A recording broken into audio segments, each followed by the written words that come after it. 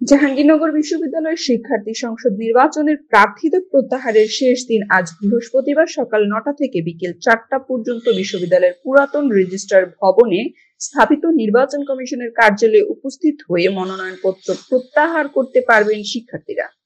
আগামীকাল শুক্রবার বিকেল থেকে আনুষ্ঠানিকভাবে প্রচার প্রচারণা শুরু হবে।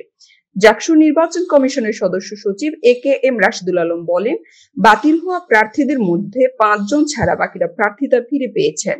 যদি কোনো শিক্ষার্থী মনোনয়ন ফর্ম প্রত্যাহার করতে চান তাহলে আজকের মধ্যেই তা করতে পারবেন। রাশিদুল আলম আরো বলেন, আমরা আগামীকাল শুক্রবার বিকেল ৪টায় চূড়ান্ত প্রার্থী তালিকা প্রকাশ করব। এরপর থেকেই প্রার্থীরা প্রচার প্রচারণা শুরু করতে পারবেন। এর আগে ২৭ আগস্ট বাতিল হওয়া ২০ জন প্রার্থীর মধ্যে ১৫ জন নির্বাচন কমিশনের কাছে আপিল করলে রায়ের মাধ্যমে সবাই প্রার্থীতা ফিরে পান।